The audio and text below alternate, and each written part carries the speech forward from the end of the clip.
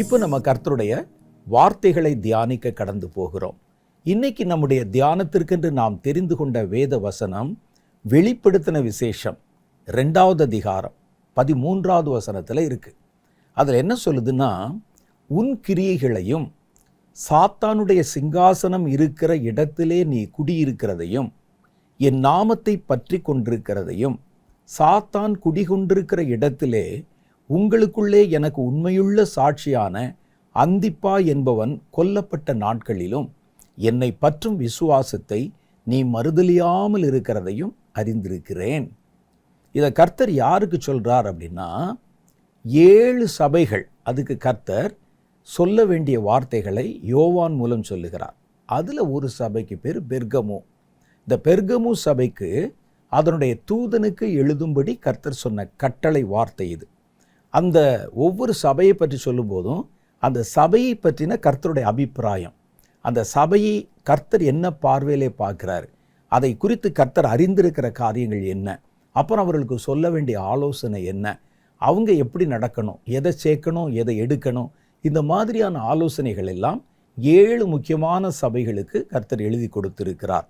அதில் ஒன்று தான் இந்த சபை, இந்த பெர்கமு சபை. அதனுடைய தூதனுக்கு, அதில் பாருங்க 12வது வசனம் சொல்லுது, பெர்கமு சபையின் தூதனுக்கு நீ எழுத வேண்டியது என்னவெனில், இருபுறமும் கருக்குள்ள பட்டயத்தை உடையவர் சொல்லுகிறதாவது. 13வது வசனத்தில் சொல்றாரு, உன் கிரியைகளையும் சாத்தானுடைய சிங்காசனம் இருக்கிற இடத்திலே நீ குடியிருக்கிறதையும் நீ என் நாமத்தை பற்றி கொண்டிருக்கிறதையும் சாத்தான் குடியிருக்கிற இடத்துல உங்களுக்குள்ளே எனக்கு உண்மையுள்ள சாட்சியான அந்திப்பா என்பவன் கொல்லப்பட்ட நாட்களிலும் என்னை பற்றும் விசுவாசத்தை நீ மறுதலியாமல் இருக்கிறதையும் அறிந்திருக்கிறேன். இதில் முக்கியமாக 2 வித்தியாசமான காரியங்களை உங்களுக்கு சொல்ல விரும்புகிறேன். அதில் பாருங்கள், இன்னைக்கு நம்ம பார்க்க போகிறது சாத்தான் குடியிருக்கிற இடம். அதில் முதல் காரியம் பாருங்கள், இந்த வசனத்தில் 2 பிரிவாக அது காட்டப்பட்டிருக்கு. ஒன்று சாத்தானுடைய சிங்காசனம் இருக்கிற இடம், 2வது சாத்தான் குடியிருக்கிற இடம். பாருங்க, உன் கிரியைகளையும் சாத்தானுடைய சிங்காசனம் இருக்கிற இடத்தையும், இன்னொன்று என் நாமத்தை பற்றி கொண்டிருக்கிறதையும் சாத்தான் குடிகொண்டிருக்கிற இடத்திலே. அப்போ சாத்தானுடைய சிங்காசனம் இருக்கிற இடம் வேற, அவன் குடியிருக்கிற இடம் வேற. அந்த காலத்து ராஜாக்கள் என்ன செய்வாங்கன்னா, ராஜ தர்பார்னு ஒன்று இருக்கும். அது ராஜாவுடைய அலுவலக வேலைகள், அரசாங்க காரியங்கள் திட்டமிடுவதற்காக அது ஒரு ஆட்சி பண்ணுற இடம் மாதிரி. அதை இப்போ நம்ம எப்படி சொல்லுகிறோம்னு சொன்னால், ஒரு சட்டசபை, ஒரு பார்லிமெண்ட் கட்டடம். அதில் நீங்கள் பார்த்தீங்கன்னா ஆட்சியாளர்கள், அதில் யார் தலைவரோ, தலைவர் இருப்பார், ஒரு முதலமைச்சரோ ஒரு பிரதம மந்திரியோ அதில் இருப்பாங்க, மற்ற அமைச்சர்கள் அங்கே இருப்பாங்க. அங்கே அவருடைய சிங்காசனம் இருக்கும். அந்த ஆசனம், அங்கிருந்து தான் அதிகாரங்கள், சட்டங்கள், ஜனங்களுக்கு சொல்ல வேண்டிய காரியங்கள் எல்லாம் அஃபீஷியலாக புறப்படுகிற இடம். அந்த சட்டசபை கூட்டம் முடிஞ்ச உடனே அங்கே தான் எல்லாரும் உட்கார்ந்துருப்பாங்க. ஆட்சி பண்ணுகிறவர்கள் முடிஞ்ச உடனே அவங்க அங்கேயே தங்க மாட்டாங்க, தன்னுடைய வீட்டுக்கு வந்துடுவாங்க. அப்போது அது சிங்காசனம் இருக்கிற இடம். ராஜாக்கள் அந்த காலத்தில் அப்படி தான் செய்வாங்க. பழைய திரைப்படங்கள் எல்லாம் பார்த்துருப்பீங்க. ஒரு 10 படி வச்சு மேலே ஒரு மேடை மாதிரி இருக்கும். அதில் ராஜா உட்காந்துருப்பார். பக்கத்தில் அப்படியே அவருக்கு விசிறி வச்சு வீசிகிட்டு இருப்பாங்க. 2 பக்கத்துலையும் அமைச்சர்கள் உட்காந்துருப்பாங்க. அரசவையில் இருக்கக்கூடிய கவிஞர்கள், புலவர்கள், இவங்கெல்லாம் உட்காந்துருப்பாங்க. ஏதாவது ஒரு காரியம் சொல்லணும்னா அஃபீஷியலாக அங்கே தான் வந்து நம்ம முறையிடணும்.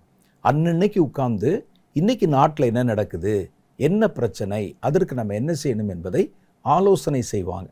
அவர்கள் அங்கே ஆலோசனை செஞ்சு ஆட்சி பண்ணுற சிங்காசனம் இருந்தால் சிங்காசனத்தில் யாரும் குடியிருக்க மாட்டாங்க. அதற்கு பிறகு அவர்கள் வசிக்கிற இடம் இருக்கு பாருங்க, அங்கே போயிடுவாங்க. அப்போ ஒரு ராஜாவுடைய நடவடிக்கை சிங்காசனத்தில் ஒரு மாதிரி இருக்கும், குடியிருக்கிற இடத்துல ஒரு மாதிரி இருக்கும். நம்முடைய அமைச்சர்கள் கூட நீங்கள் பார்த்தீங்கன்னா, இப்போது ராஜாக்கள் எல்லாம் இல்லை, சட்டசபையில் அவர்களுடைய நடவடிக்கைகள் வேறைவாக இருக்கும். வீட்டில் வந்துட்டிங்கன்னா அது அவர்கள் இருக்கிற இடம், குடியிருக்கிற இடம், அதில் அவர்களுடைய நடைமுறைகள் வேறு மாதிரி இருக்கும். சாத்தானுக்கு இப்படி 2 இடம் இருக்குதான். ஒன்று வசிக்கிற இடம், சாத்தான் குடிகொண்டிருக்கிற இடம், அங்கே தான் நிரந்தரமாக இருப்பான். ஆனால் ஒரு காரியத்தை, ஒரு ஆளுமையை, ஒரு அதிகாரத்தை, ஒரு காரியத்தை நடைமுறைக்கு கொண்டு வரும்போது தன் சிங்காசனத்தில் போய் உட்கார்ந்துருவார். ராஜாக்கள் அப்படித்தானே பண்ணுவாங்க. ஒரு சட்டத்தை வெளியே கொண்டு வரணும், சட்டத்தை நடைமுறைக்குள்ளே கொண்டு வரணும், அமல்படுத்தணும், அதை அரசாங்க முத்திரையோட அதை வெளிப்படுத்தணும்னா வீட்டிலேருந்து சட்டம் போட மாட்டாங்க. அந்த சிங்காசனத்தில் வந்து தான் தன்னுடைய ஆளுமைக்கு அடுத்த காரியத்தை வெளிப்படுத்துவாங்க.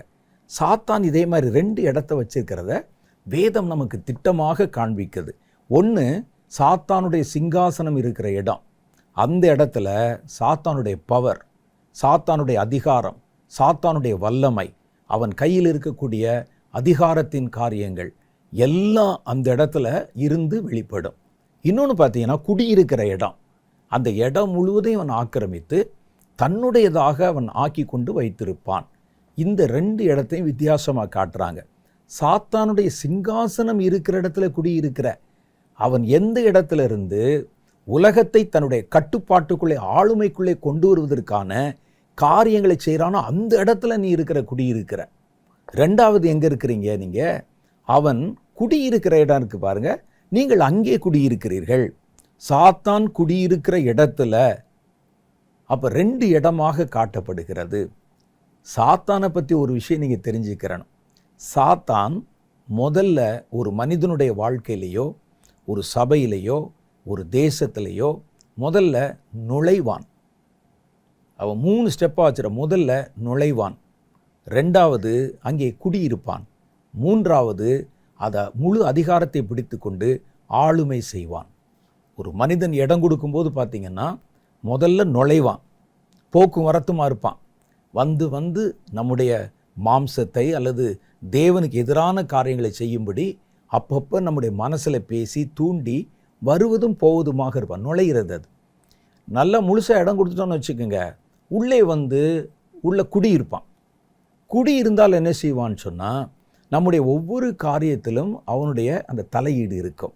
3வது ஆளுமை, சிங்காசனத்தை கொண்டாந்து ஸ்தாபிச்சிருவான். அப்படின்னா முழுசும் தன்னுடைய கட்டுப்பாட்டுக்குள்ளே கொண்டு வந்து அடிமைப்படுத்தி விடுவான்.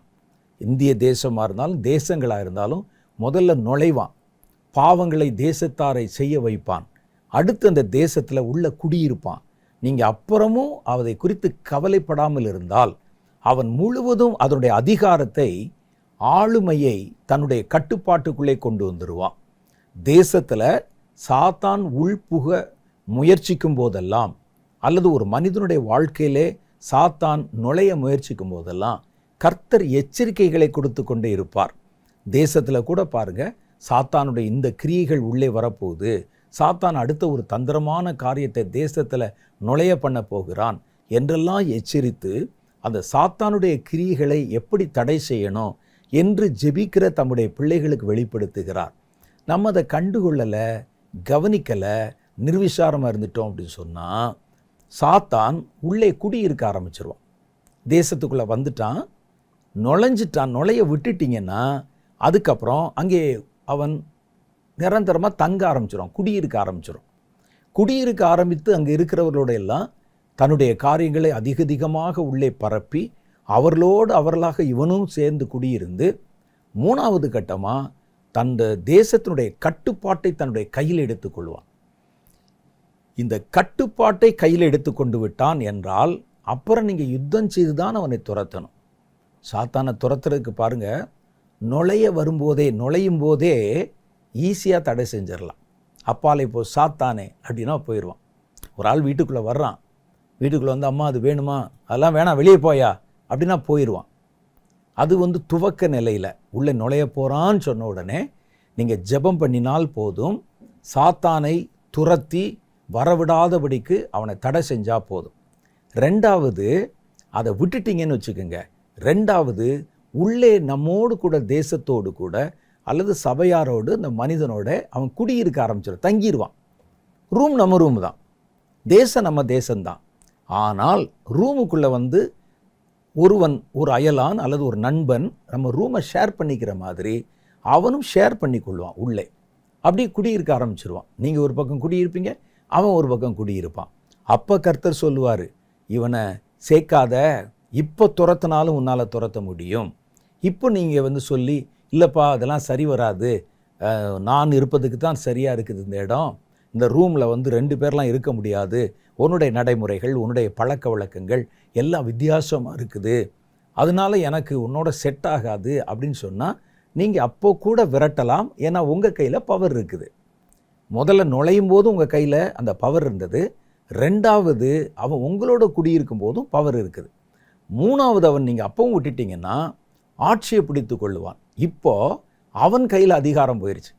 இப்போ நீங்கள் அவனை துரத்துனா அப்பாலே போய் சாத்தானேன்னா போக மாட்டான்.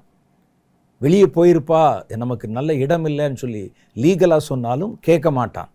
இப்போ நீங்கள் அவனை துரத்துனா சண்டை போட்டு தான் ஆகணும். தேசத்தை பிடிச்சிட்டான், ஆளுமையை அதிகாரத்தை பிடிச்சிட்டான், இப்போ நான் மறுபடியும் திரும்ப பெறணும், என்ன செய்யணும்? வாரு. அதனால தான் கர்த்தர் சொல்கிறாரு, துவக்கத்தில் சாத்தான் நுழையும் போதே தடை செய்து விடுவது நல்லது, குடியிருக்க பிறகு அவனை துரத்துவது உத்தமமானது. அவன் ஆட்சியை பிடிச்சிட்டான், முழு அதிகாரத்தை எடுத்துட்டான், அவன் சொல்கிறத நீங்கள் கேட்குற மாதிரி வச்சுட்டான் அப்படின்னு சொன்னால் அப்புறம் துரத்தணுன்னா நீங்கள் சண்டை போடணும். அந்த யுத்தத்தில் என்ன வேணாலும் நடக்கலாம். நீங்கள் தோற்று போகலாம், அல்லது அவன் தோற்று போகலாம், அல்லது நீங்கள் அடிக்கடிக்க கோபம் உண்டு இன்னும் அதிகமாக தம்முடைய பலத்தை நம்ம மேலே பிரயோகப்படுத்தலாம். அதனால்தான் சாத்தான் நுழையும் போதே தடை செய்து விடுவது நல்லது. 2வது, சாத்தான் குடியிருக்கிறது. சாத்தான் குடியிருக்கக்கூடிய இடங்கள், சாத்தான் குடியிருக்க நம்ம விட்டுட்டோம்னா அப்போ கூட துரத்துவதற்கு நமக்கு நேரம் இருக்குது. ஆனால் ஆட்சியை பிடிச்சிட்டான், இனி அவன் சொல்கிறத தான் கேட்கணும், நீங்கள் சொல்கிறதெல்லாம் ஒன்றும் எடுபடாது. இப்போ ரூம் அவனுடையதாயிருச்சு, நீங்கள் தான் இப்போ அதில் குடியிருக்கீங்க. இனி அவனை நீங்கள் விரட்டணும்னா யுத்தம் பண்ண வேண்டும் என்பதை விளங்கி கொள்ளணும். அப்போ சாத்தானுடைய தந்திரத்தில் மிக முக்கியமானது, நுழைவான், குடியிருப்பான், ஆட்சியை பிடித்து கொள்வான், ஆளுமை செய்வான். அது ஸ்டெப் பை ஸ்டெப்பாக தான் செய்வான். ஒரு தேசமாக இருந்தாலும் சரி, ஒரு சபையாக இருந்தாலும் சரி, ஒரு குடும்பமாக இருந்தாலும் சரி, ஒரு தனி மனிதனுடைய வாழ்க்கையாக இருந்தாலும் சரி, சாத்தானுடைய செயல்முறை நடைமுறை காரியங்கள் இப்படித்தான் நடக்கும். அப்போ இன்றைக்கி நம்ம பார்க்க போகிறது சாத்தான் குடியிருக்கிற இடங்கள். சாத்தான் எந்த மாதிரி இடத்துல குடியிருப்பான்?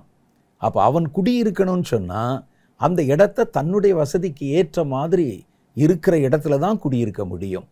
சில சமயத்தில் பாருங்கள், நம்முடைய பழக்க வழக்கத்துக்கு சம்பந்தமில்லாத ஒரு இடத்துல குடியிருக்க நேரிட்டால் முதல்ல என்ன செய்வோம்? நம்முடைய பழக்க வழக்கங்களுக்கு ஏற்ற மாதிரி அந்த இடத்த மாற்றிக்கொள்வோம். அல்லது ஒரு இடத்துல குடியிருப்பதற்கு ஒரு இடத்த பார்த்தா நம்முடைய லைஃப் ஸ்டைலுக்கு அது சரியாக இருக்குதா, மேட்ச் ஆகுமா என்று பார்த்து தான் நம்ம அந்த இடத்துக்குள்ளே குடி போவோம்.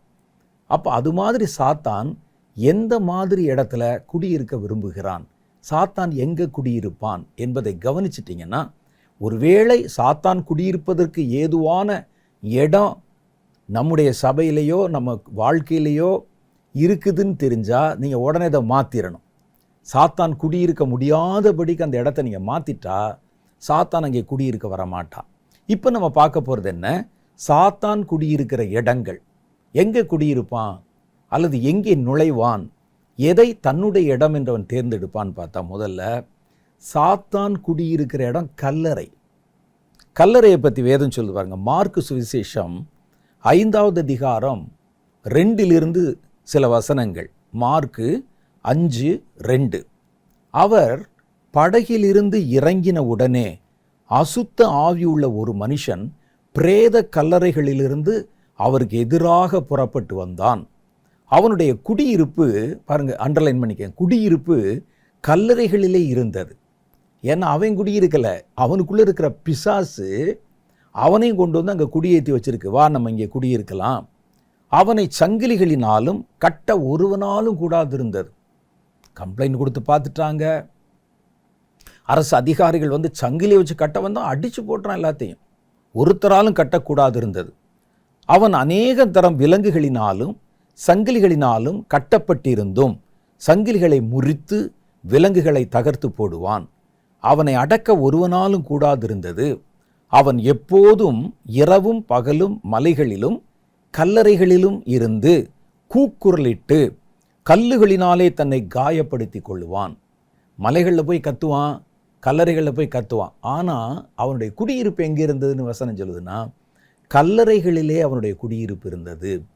சாத்தானுடைய குடியிருப்பு என்பது முதல் ப்ரிஃபரன்ஸ் அவனுக்கு கல்லறை. கல்லறையில் தான் இருப்பான். கல்லறை நான் சொன்னோடனே நீங்கள் இந்த மரித்தவர்களை அடக்கம் பண்ணுற கல்லறை இருக்குது பாருங்கள், நீங்கள் அதை நினச்சிடக்கூடாது. என்னுடைய வீடு கல்லறை தோட்டத்துக்கு பக்கத்தில் தான் இருக்குது. நான் இப்போ குடியிருக்கிற என்னுடைய வீடு ராமநாதபுரத்தில் கல்லறையில் நடுவில் ஒரு செவரு தான், ஒரு சின்ன செவரு. செவத்துலேருந்து எட்டி பார்த்து அப்படி அந்த பக்கம் தாண்டிங்கன்னா கல்லறைக்குள்ளே தான் போய் குதிக்கணும்.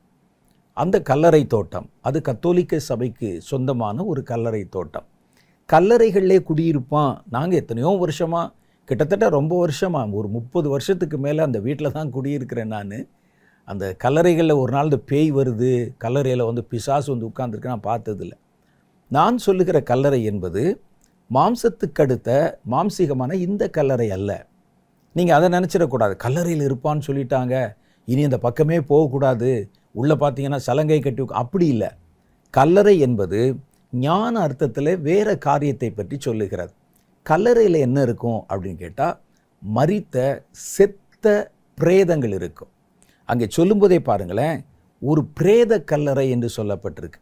கல்லறையிலே மனிதர்கள் குடியிருக்க மாட்டாங்க, பிரேதங்கள் இருக்கும், செத்தவர்கள் இருப்பாங்க. அப்போ செத்த கிரியைகள்னு வேதம் சொல்லுது பாருங்க. செத்த கிரியைகள், செத்த கிரியைகள் எங்கெங்கே இருக்கோ அதெல்லாம் கல்லறை தான். செத்த கிரியைகள் அவைகளுக்கு பேரெல்லாம் கல்லறை, அப்படிதான் வேதம் சொல்லுது.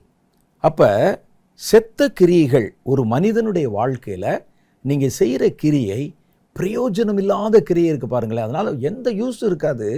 அதை உட்காந்து சின்சியராக செஞ்சுக்கிட்டு இருப்பான். இன்றைக்கி பாருங்கள், செல்ஃபோன் கொடுத்து பல விதமான காரியங்களை கையில் கொடுத்து செய்கிற காரியம் முழுசுமே 10 பைசாக்கு எதுக்குமே பிரயோஜனம் இல்லாத காரியங்கள், செத்த கிரியைகள், அவருடைய ஆவிக்குரிய வாழ்க்கைக்கு நித்திய ஜீவனுக்கு பயனில்லாத காரியங்கள். இவைகள் இந்த செத்த கிரியைகள் ஒரு வீட்டில் இருந்தால் அது வெளியே பார்த்தா வீடு, ஆனால் கல்லறை. ஒரு சபையிலே செத்த கிரியைகள் இருந்தால் வெளியே பார்த்தா சபை, ஆனால் அது ஒரு கல்லறை சாத்தானுடைய பார்வையில். ஏன்னா அதில் இருக்க கிரியைகளில் ஜீவன் கிடையாது, உயிர் கிடையாது, கர்த்தருக்கு எடுத்த ஆவி கிடையாது. அங்கே இருக்கிறது முழுசுமே செத்த கிரியைகள் அப்படின்னு சொல்லுது. இந்த கல்லறையிலே 2 கல்லறை இருக்குது. ஒன்று பார்த்தீங்கன்னா கல்லறை அப்படியே உடைஞ்சு அடக்கம் பண்ணி அப்படியே கிடக்கும். 2வது வெள்ளை அடிக்கப்பட்ட கல்லறை. வசனத்தில் அதையும் சொல்லுது. வெள்ளை அடிக்கப்பட்ட கல்லறைனா வெளியே நல்லா இருக்கும், வெளியே பார்க்குற கல்லறை ரொம்ப நீட்டாக இருக்கும்.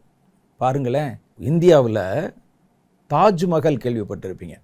தாஜ்மஹலை பார்ப்பதற்கு எங்கெங்கிருந்தோ ஆட்கள் வர்றாங்க, பளிங்கிலேயே செய்யப்பட்டிருப்பாங்க.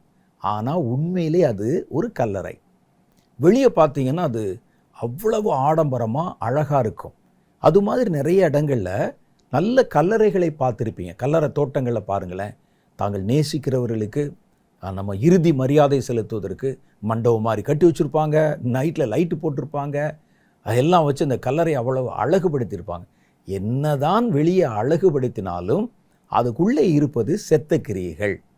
அப்போ அது மாதிரி வெளியே மாய்மாலமாக தன்னை நீதிமான் மாதிரி, உத்தமன் மாதிரி, நல்லவன் மாதிரி காட்டிக்கொண்டு உள்ளுக்குள்ளே செத்த கிரியைகளை வச்சுருந்தா அந்த கல்லறைக்கு பேர் வெள்ளை அடிக்கப்பட்ட கல்லறை. இந்த இடத்துல பார்த்தீங்கன்னா அதெல்லாம் ஒன்றும் செய்யலை, அடக்கம் பண்ணிட்டு போயிடுவாங்க ஒரு இடத்துல. அந்த கல்லறைக்கு பேர் பிரேத கல்லறை. வேதத்திலே 2 கல்லறை சொல்லியிருக்கு. ஒன்று பிரேத கல்லறை, கொண்டு வந்து போட்டு அவங்க போயிடுவாங்க, சுடுகாடு மாதிரி இருக்கும். ஆனால் இன்னொன்று வெள்ளை அடிக்கப்பட்ட கல்லறை. யாரை வெள்ளை அடிக்கப்பட்ட கல்லறை அப்படின்னு சொல்கிறாங்க அப்படின்னு நீங்கள் பார்த்தீங்கன்னா, மத்தேயு சுவிசேஷம் 23வது அதிகாரம் 27 சில காரியங்கள் சொல்லுது. 27வது வசனம் சொல்லுது, மாயக்காரராகிய வேத பாரகரே, பரிசேயரே, உங்களுக்கு ஐயோ, வெள்ளை அடிக்கப்பட்ட கல்லறைகளுக்கு ஒப்பாயிருக்கிறீர்கள்.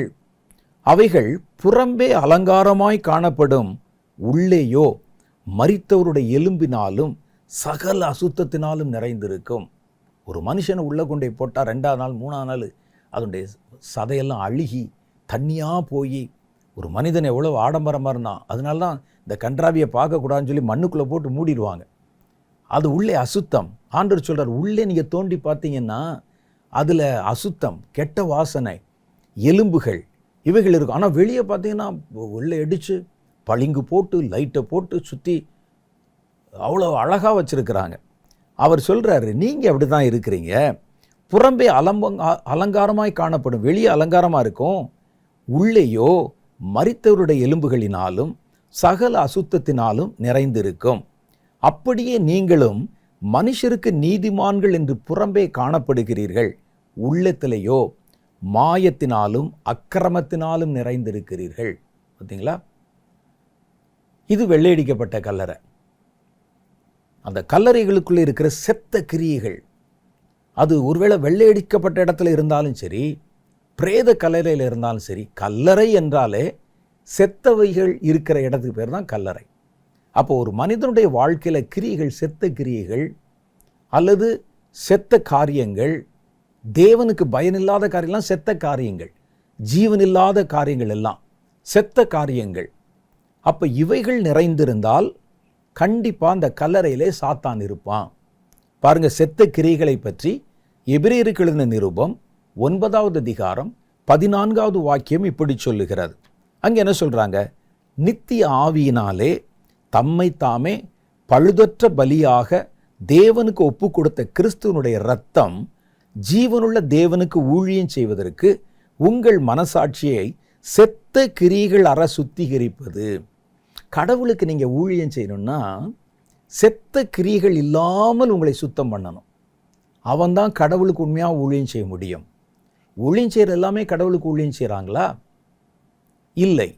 கடவுளுக்கு ஊழியம் செய்யணும்னா செத்த கிரியைகள் அற உங்களுடைய இருதயம் கழுவப்பட்டிருக்கணும் அப்படின்னு சொல்றார். அது சுத்திகரிப்பது எவ்வளவு நிச்சயம்? எதற்காக அந்த செத்த கிரியைகள் நம்முடைய வாழ்க்கையிலிருந்து நீக்கப்படணும் அப்படின்னா கர்த்தருக்கு ஊழியம் செய்வதற்காக என்ற விடை அங்கே நமக்கு காட்டப்படுகிறது. அப்ப இந்த கல்லறை இருக்குதே, அதில் வெள்ளையடிக்கப்பட்ட கல்லறை பார்த்தீங்கன்னா பயமெல்லாம் வராது நமக்கு. அதை பார்த்தாலே ரொம்ப அழகாக இருக்கும், நல்லா அது அலங்கரிக்கப்பட்டு இருக்கும். அதே மாதிரி இன்னைக்கு மனிதர்கள் இருக்கிறாங்க, உள்ளே செத்த கிரியைகள் இருக்கும், பிரயோஜனமற்ற அப்பிரயோஜனமான ஜீவனுக்கு அடுத்த காரியங்கள் இல்லாத உலக சம்பந்தமான காரியங்கள், செத்த கிரியைகள். அப்ப இப்படி வெளியரங்கமாக பக்தி வேஷம் தரித்த கிறிஸ்தவர்களை சொல்லுகிறது இந்த இடம். பொதுவான கல்லறை என்பது மனிதர்கள்.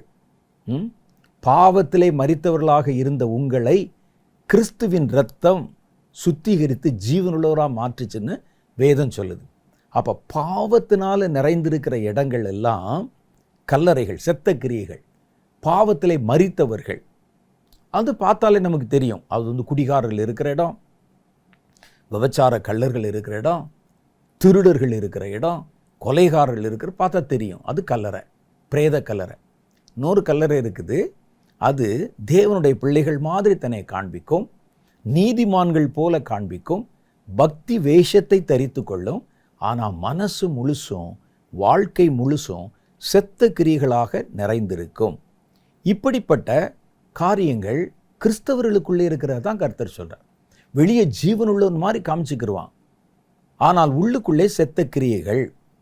இது சபைகளுக்கும் அது சால பொருந்தும். சபைகளில் நீங்கள் பார்த்தீங்கன்னா சபை ஏசி போட்டு அலங்காரமாக லைட்டு போட்டு பெரிய அளவில் கோடிக்கணக்கில் கட்டி ரொம்ப அலங்காரமாக வைக்கப்பட்டிருக்கும். ஆனால் உள்ளே கிரியைகளை நீங்கள் பார்த்தா செத்த கிரியைகள். ஜெபத்தில் ஜீவன் இருக்காது, கர்த்தருக்கு அடுத்த காரியத்தை குறித்த கவலை இருக்காது, உயிரற்ற கிரியைகள் தான் இருக்கும். அங்கே முழுசும் இருக்கிறத முழுசும் பார்த்தீங்கன்னா ஆடுவது, பாடுவது, கொண்டாட்டங்கள், திருவிழாக்கள் கொண்டாடுவது, இந்த மாதிரி காரியங்களில் தான் முக்கியத்துவம் கொடுப்பாங்க ஒழிய ஜீவனுள்ள காரியங்களுக்கு முக்கியத்துவம் கொடுக்க மாட்டாங்க. அப்போ இப்படிப்பட்ட சபையை குறித்து வேதம் சொல்லுது. வெளிப்படுத்தின விசேஷம் 3வது அதிகாரம் 1வது வசனம். சர்தை சபைன்னு இன்னொரு சபை, அதுக்கு அவர் எழுதின கடிதத்தில், சர்தை சபையின் தூதனுக்கு நீ எழுத வேண்டியது என்னவென்றால், தேவனுடைய 7 ஆவிகளையும் 7 நட்சத்திரங்களையும் உடையவர் சொல்லுகிறதாவது, உன் கிரியைகளை நான் அறிந்திருக்கிறேன், நீ செய்கிற எல்லா வேலையும் எனக்கு தெரியும், பார்த்துருக்கிறேன். நீ உயிருள்ளவன் என்று பெயர் கொண்டிருந்தும் செத்தவனாயிருக்கிறாய். வெளியே பார்த்தா சபை மாதிரி இருக்கு, ஆகவே தான் நான் அடிக்கடி சொல்கிறது, வெளியே பார்க்குறத வச்சு நம்பிராதீங்க. எவ்வளோ பெரிய கட்டிடங்கள், எவ்வளவு அழகாக இருக்குது, கர்த்தர் ஆசீர்வதிக்காமலாங்க இப்படி இருக்கும் அப்படிலாம் இல்லை. அவர்களுக்குள்ள ஜீவன் இல்லாதவர்கள் கூட பெரிய அளவில் நம்ம நினைக்கிறோம், ஒரு பெரிய பணம் வசதி, அந்த ஊழியம் பெருகி இருக்குது, பெரிய பெரிய கட்டடங்கள் இருக்குது, அப்போ அது கர்த்தரால் உண்டானது. யார் சொன்னது அப்படி? உலகத்தில் இருக்கிற பெரிய பணக்காரர்கள் எல்லாம், அல்லது இந்தியாவில் இருக்கிற பெரிய பணக்காரர்கள் எல்லாம் கர்த்தரை அறியாதவர்கள். அப்போ பணம், வசதி, பகட்டு, படாடோபம் என்பது கர்த்தருடைய ஆசீர்வாதத்தின் அளவுகோல்கள் அல்ல. கர்த்தருடைய ஆசீர்வாதத்தின் அளவுகோல் என்பது பரிசுத்தம், நீதி, சத்தியம், ஜீவனுக்கு அடுத்த காரியங்கள். இதுதான் அளவுகோல். நம்ம இந்த உலகத்தின் காரியத்தை பார்த்துட்டு அதை அப்படியே சபைகளோட பொருத்தி பார்க்குறோம். இங்கே ஊழியக்காரர் பாருங்கள், டீ குடிக்க கூட வழி இல்லாமல் இருந்தார். இன்றைக்கி கர்த்தருடைய ஆசீர்வாதத்தினால இவ்வளோ பெரிய சர்ச்சு கட்டியிருக்கிறோம், எவ்வளோ பெரிய ஊழியத்தை கட்டியிருக்கிறோம், எவ்வளோ பில்டிங்ஸ் எல்லாம் கட்டியிருக்கிறோம். இது அல்ல அளவுகோல். அதுக்குள்ளே நம்ம கட்டியிருக்கிறோம், அலங்காரமாக வச்சுருக்கிறோம், உள்ளுக்குள்ளே இருக்கிற கிரியைகள் எப்படி இருக்குது? கிரியைகள் ஜீவனோடு இருந்தால் அந்த சபை மனிதர்கள் குடியிருக்கிற இடம். செத்த கிரியைகள் இருந்ததுன்னா அதுக்கு மேலே நீங்கள் எவ்வளோதான் அலங்காரமாக கட்டினாலும் அந்த கட்டடத்துக்கு பேர் கல்லறை தான். அது கல்லறை தான். அப்போ பெருசாக நம்ம எவ்வளோ பெரிய ஊழியத்தை கட்டுறோம், பெரிய பெரிய சபைகளை கட்டுகிறோம், மாட மாளிகைகளை கட்டுகிறோம். உள்ளே என்ன இருக்கிறது என்பது தான் அந்த கட்டடம் என்ன என்பதை தீர்மானிக்கிறது. ஜீவனுள்ளது இருந்தால் அது மாளிகையாக இருக்குது, செத்தது இருந்ததுன்னா அது கல்லறையாக இருக்குது. அப்போ இதுதான் அளவுகோல். அதை வச்சுட்டு கர்த்தர் ஆசீர்வதிச்சதுனால தானே இவ்வளோ வசதி வந்தது. யார் சொன்னது? கர்த்தர் ஆசீர்வதிச்சு தான் எல்லாருக்கும் வசதி வந்திருக்குதா? தேவனை அறியாத எவ்வளோ பெரிய பெரிய பெரிய தொழில் அதிபர்கள் இருக்கிறாங்க. கிறிஸ்தவரில் யார் பெரிய உலகத்தில் இப்போ இந்தியாவில் இருக்கிற 10 பணக்காரர்களில் எந்த கிறிஸ்தவ ஊழியக்காரர் இருக்கிறாரு? அப்போ மற்றவங்களாம் இருக்கிறாங்களே, 10 பேர் இருக்கிறாங்களே, அப்போ அவர்களெல்லாம் என்ன கடவுள் ஆசீர்வதிச்சு ஆசீர்வாதமானாங்க? அப்போ இருக்கிற ஆஸ்தி, அந்தஸ்து, பணம் என்பது கர்த்தருடைய ஆசீர்வாதத்திற்கான அளவுகோல் அல்ல. அவருடைய ஐஸ்வர்யம் என்பது கிருபை, நீதி, இரக்கம், கர்த்தருடைய காரியங்கள், பரிசுத்தம், அன்பு. இதுதான் கர்த்தருடைய ஐஸ்வர்யம். அப்போ இதை நம்ம சரியாக விளங்கிக்கிறணும். இதை விளங்காமல் என்ன செஞ்சிட்டாங்க? சர்தை சபை வெளியே படடாவமாக இருக்கிறாங்க, அலங்காரமாக. ஆனால் உள்ளுக்குள்ளே செத்தவனாக இருக்கிற நடக்கிறானுங்க. நடந்தா என்ன? அவன் ஜீவனோடு நடக்கலையே, கர்த்தரோடு நடக்கலையே. அப்போ அவர் சொல்றார், நீ உயிருள்ளவன் என்று பெயர் கொண்டிருந்தும் செத்தவனாய் இருக்கிறாய். பார்த்தீங்களா? இந்த மாதிரி இருக்கிறது தான் கல்லறைகள். கிரியை இல்லாத விசுவாசம் உள்ளவர்கள். நல்லா விசுவாசிக்கிறேன், இயேசுன்னு சொன்னாலும் எனக்கு அழுக வந்துருங்க, இயேசுவை நம்புகிறேன், காலைல எந்திரிச்சோன்னே ஏசு ஏசு ஏசுன்னு சொல்கிறேன். வேதம் சொல்லுது, நீ விசுவாசிக்கிற நல்லது தான். இயேசுன்னு சொன்னாலே பயப்படுறது நல்லது தான். சாத்தானும் விசுவாசித்து நடுங்குதே. கர்த்தர் ஒருவர் உண்டு என்று சாத்தானும் விசுவாசித்து நடுங்குதே. அவர் சொல்லிட்டா உடனே சாத்தான் கூட இடத்த காலி பண்ணி ஓடிடுதே. அப்போ உனக்கும் அதற்கும் எங்கே வித்தியாசம் வருகிறது? நீங்கள் விசுவாசித்தால் அந்த விசுவாசிக்கிறவருக்கு ஏற்ற கிரியைகளை செய்யுங்கள். கிரியை இல்லாத விசுவாசம் செத்தது. கர்த்தர் அன்புள்ளவர் என்று விசுவாசித்தால் நீங்கள் அன்பை காட்டுங்கள். அப்போ கர்த்தரை நீங்கள் விசுவாசிச்சா அதை கிரியில் காட்டுங்க. சும்மா வெறுமனே உட்காந்துக்கிட்டு அப்படியே மந்திரம் ஓதுற மாதிரி ஏசு ஏசு ஏசுன்னு சொல்லிகிட்டே இருப்பாங்க. வீடெல்லாம் பாருங்கள் ஏசுன்னு எழுதி வச்சிருக்கிறேன் அப்படின்னு சொல்லுவது விசுவாசம் அல்ல. விசுவாசம் இருக்குது, ஆனால் செத்த விசுவாசம். அப்போ சாத்தான் பார்க்குறான், இவன்கிட்ட இருக்கிற விசுவாசம் கூட செத்து தான் இருக்குது. அப்போ கிரியை செய்வதில்லை. அவர்கள் விசுவாசிப்பதற்கேற்ற எந்த கிரியையும் செய்கிறதில்ல. அப்போ விசுவாசம் இருக்குது, ஆனால் செத்து இருக்குதா? அப்போ இது ஒரு கல்லறை. அப்போ இங்கே நம்ம குடி வந்துடலாம். சாத்தானுடைய காரியம். யாக்கோபின் புஸ்தகம் 2வது அதிகாரம் 20வது வசனம், அதிலிருந்து சில வசனம் சொல்லுது பாருங்க, 22 வரைக்கும். வீணான மனுஷனே, கிரியைகள் இல்லாத விசுவாசம் செத்ததென்று நீ அறிய வேண்டாமா? நம்முடைய பிதாவாகிய ஆபிரகாம் தன் குமாரன் ஈசாக்கை பலிபீடத்தின் மேல் செலுத்தின போது, பலிபீடத்தின் மேல் கொண்டு வந்த போது, கிரியைகளினாலே அல்லவோ அவன் நீதிமானாக்கப்பட்டான். கடவுளை விசுவாசிச்சான், புறப்பட்டார். அவர் கிரியையில் அந்த விசுவாசத்தை காமிச்சாரே, அதனால தானே அவர் நீதிமான் என்று எண்ணப்பட்டார். என்ன விசுவாசத்தை காண்பித்தார்? கர்த்தர் எனக்கு சொல்லி இருக்கிறார், உன்னுடைய கர்ப்ப பிறப்பான பிள்ளையிலிருந்து தான் உன் சந்ததி பிறக்கும். அப்போ ஆனால் கர்த்தர் இப்போ சொல்கிறார், அவனை பலியிடு. அப்போ ஆபிரகாமுக்கு என்னென்னா, பலியிட்டாலும் அவனை கர்த்தர் உயிரோடு எழுப்பி விடுவார் என்ற விசுவாசம். ஆண்டவர் சொன்னார், உன்னுடைய கர்ப்ப பிறப்பா பிறக்கிற உன்னுடைய பிள்ளை இருக்கிறானே, அவன் வழியாக தான் உன்னுடைய சந்ததியை பெருக பண்ணுவேன். அப்போ ஆபிரகாம் மறந்திருப்பார் என்று நினைத்தார். கர்த்தர் சொன்னார், உன்னுடைய புத்திரனை ஈசாக்கை கொண்டு வந்து பலியிடு என்று சொன்னார். ஆபிரகாம் அங்கே புறப்பட்டு போனது காரணம் என்னன்னா, கர்த்தர் பலி வேணாம்னு சொல்வார்னு கூட நினைக்கல. பலி செலுத்தினாலும் கர்த்தர் அவனை மரித்தோரிலிருந்து உயிர்ப்பித்து விடுவார், உயிரோட எந்திரிச்சிருவான். ஏன்னா அவன் கொடுத்து கர்த்தர் சொல்லியிருக்கிற வாக்குத்தத்தம் இருக்குதே, அவன் வழியாகத்தான் சந்ததி பெருகணும்னு இருக்குதே, அந்த பலமான விசுவாசம். அப்போ தான் அவனை கர்த்தர் நீதிமான் என்று அழைத்தார். அப்போ விசுவாசம் அவனுடைய கிரியைகளுக்கு கூட முயற்சி செய்து கிரியைகளினாலே விசுவாசம் பூரணப்பட்டது என்று காண்கிறாயே, அப்படியே இது 17வது வசனம் சொல்லுது, விசுவாசமும் கிரியைகள் இல்லாதிருந்தால் தன்னில் தானே செத்ததாயிருக்கும். அப்படியே வீட்டுக்குள்ளே உட்காந்துட்டே கர்த்தர் கர்த்தர்ன்னு சொல்கிறேன், அது இல்லை. இறங்கி கிரியை செய்யணும், கர்த்தருடைய அன்பை காமிக்கணும். கர்த்தர் மேலே நீங்கள் வைத்திருக்கிற விசுவாசத்தை ஜனங்களுக்கு முன்பாக பூரணப்படுத்தணும். அந்த விசுவாசம் கிரியில் இருக்கணும். 3வது காரியம் பாருங்களேன், தெரியாதவைகளை தூஷிக்கிறவர்கள், அவங்க செத்த கிரியைகளாம். யூதாவின் புஸ்தகம் 1வது அதிகாரத்தில் 10வது வசனம் சொல்லுது, மரித்தவர்கள், பாவத்தில் மரித்தவங்க அல்லது செத்த கிரியைகள், வேறு செத்து போனவர்கள் எப்படி இருப்பாங்க? இவர்கள் தங்களுக்கு தெரியாதவைகளை தூஷிக்கிறார்கள். இப்போல்லாம் பார்த்தீங்கன்னா நிறைய ஒரு செல்ஃபோனை வச்சுக்கிட்டு ஆளாளுக்கு தனக்கு தெரியாததெல்லாம் தூஷிக்கிட்டு இருப்பாங்க. இந்த வசனம் இப்படி வராது, அந்த வசனம் அப்படி வராது, இந்த ஊழியக்காரர் இப்படி செய்கிறாரு, அந்த ஊழியக்காரர் அப்படி செய்கிறாரு, அப்படிலாம் சொல்லி கொண்டிருப்பார்கள். தெரியாதவைகளை தூஷிப்பாங்க, தெரியாதவர்களை தூஷிக்கிறார்கள். புத்தி இல்லாத மிருகங்களைப் போல இவர்கள் சுபாவப்படி தங்களுக்கு தெரிந்திருக்கிறவைகளினாலே தங்களை கெடுத்து கொள்ளுகிறார்கள். இவர்களுக்கு ஐயோ! யார் இவங்க? இவர்கள் காயினுடைய வழியிலே நடந்து பிலேயாம் கூலிக்காக செய்த வஞ்சகத்திலே விரைந்தோடி கோரா எதிர்த்து பேசின பாவத்துக்குள்ளாகி கெட்டு போனவர்கள்.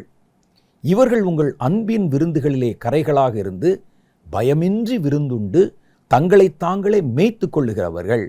இவர்கள் காற்றுகளால் அடியுண்டு ஓடுகிற தண்ணீரற்ற மரங்களும் இலையுதிர்ந்து கனியற்று 2 தரம் செத்த வேரற்று போன மரங்களும். இப்படி செய்கிறவன்லாம் யாருன்னு கேட்டால் செத்தவன். வேறு செத்துச்சுன்னா மரம் செத்துருச்சு. கர்த்தர் சொல்ல 2 தடவை செத்தவனா. வேறு செத்துருச்சு, வேர்லேருந்து அந்த ஜீவன் மரத்துக்கு போகாதனால அடுத்து மரமும் செத்துருச்சு. இவர்கள் 2 தரம் செத்தவர்கள்.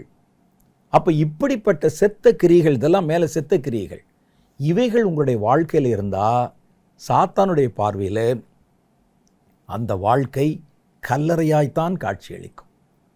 அந்த ஊழியக்காரன், அந்த மனிதன், அந்த குடும்பம், இந்த கிரியைகளை செய்கிறவர்கள் வெளியே பார்த்தா நல்லா இருக்கிற மாதிரி தெரியும், அவருடைய வேர் செத்து போயிடுச்சு. ஆகவே தான் அவருடைய கிரியைகள் செத்த கிரியைகளாக வெளிப்படுகிறது. செத்த கிரியை இருக்கிற இடத்த சாத்தான் பார்த்துட்டான்னா கல்லறை என்று தான் சொல்லுவான். நாங்கள் பெரிய மாளிகையில், நீ மாளிகை கட்டினா என்ன, நாங்கள் எவ்வளோ பெரிய ஆலயத்தை கட்டினா என்ன, உள்ளே இருக்கிறது என்ன இருக்குது? பிரேதம் செத்தது உள்ளே இருந்தால் கல்லறை தானே ஐயா. நீ அதுக்கு மாளிகைன்னு பேர் வைப்ப, வீடுன்னு பேர் வைப்ப, மகால்னு பேர் வைப்ப, என்ன பேர் வச்சுக்க, அது உள்ளே செத்தது தானே இருக்குது, அது கல்லறை தானே. சாத்தானுடைய கணக்கு அது கல்லறை என்பதாக இருக்கிறது. இதெல்லாம் செத்த கிரியைகள். இவைகள் இருக்கிற இடத்துல சாத்தான் குடியிருப்பான் என்று வேதம் சொல்லுகிறார். அடுத்து இந்த கல்லறை தோட்டங்களுக்குள்ள தான் சாத்தானுடைய கிரியைகளும் சாத்தானுடைய காரியங்களும், சாத்தான் வந்து குடியிருக்கிறது அங்கே தான் இருப்பான். முதல்ல உள்ளே வந்து குடியிருந்து விட்டான் என்றால் அப்புறம் மெல்ல மெல்ல ஆளுமையை பிடித்து கொள்வான். அப்போ அவன் நுழைவதற்கு நுழைவாசல் கொடுப்பது இந்த செத்த கிரியைகள். கல்லறை மாதிரி இருந்துச்சுனாலே பார்த்தோன்னே தெரிஞ்சிடும். வேதம் சொல்லுதே, ஒரு பிசாசு துரத்தப்பட்ட உடனே அது போய் வறண்ட இடங்களில் சுற்றி திரிந்து அப்படியே அது சுற்றி திரிஞ்சு பார்க்கும். அதுக்கு பிரியமான இடம் கல்லறை. இந்த செத்த கிரியைகள் யாருக்குள்ளே இருக்குதோ அவனுடைய வாழ்க்கையிலே தன்னை புகுத்தி கொண்டு அவனோடு அது வசிக்க ஆரம்பித்து விடுகிறது. ஆகவே கவனம். 2வது, சாத்தான் யாருக்குள்ளே உள்ளே குடி புகுவான்? குடியிருப்பான்னு கேட்டால், பொருள் ஆசை உள்ளவர்கள் பாருங்களேன், பொருள் ஆசை உள்ளவர்கள் சாத்தானுக்கு பிரியம். இந்த உலகத்தின் காரியங்களே பெருசு நினச்சி பொருள் ஆசை உள்ளவர்கள், அவங்கள நீங்கள் எல்லா இடத்துலையும் பார்க்கலாம். கர்த்தருடைய பிள்ளைகள் நடுவில் இருக்கிறாங்க, ஊழியக்காரர் நடுவில் இருக்கிறாங்க, உலக மக்கள் இடத்திலும் இருக்கிறாங்க. யாராக இருந்தாலும் பொருளாசை எல்லா தீமைக்கும் வேறாக இருக்குது. இந்த பொருள் மேலே ஆசை வந்து விட்டால் சாத்தான் உள்ளே குடிப்போவதற்கு வழி கிடைத்து விடுகிறது. அப்போஸ்தலர் புஸ்தகம் 1 அதிகாரம் 17வது வசனத்தில் யூதாசை பற்றி சொல்லியிருக்கிறாங்க. என்ன சொல்கிறாங்க பாருங்க, அவன் எங்களில் ஒருவனாக எண்ணப்பட்டு, எங்கள் அப்போஸ்தலர்களில் சீஷர்களில் ஒருவனாக எண்ணப்பட்டு இந்த ஊழியத்திலே பங்கு பெற்றவனாய் இருந்தான். அநீதத்தின் கூலியினால், பொருள் ஆசையினால, அநியாயமாக அநீதத்தின் கூலியினால அவன் ஒரு நிலத்தை சம்பாதித்து தலைகீழாக விழுந்தான். அவன் வயிறு வெடித்து குடல்கள் எல்லாம் சரிந்து போயிற்று.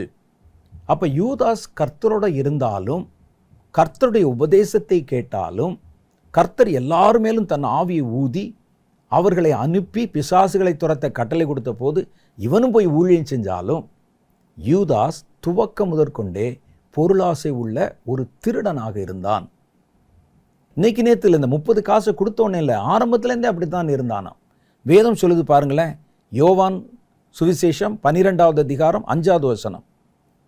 அப்பொழுது மரியாள், அதில் 3வது வசனம் வாசிக்கிறேன், யோவான் 12:3.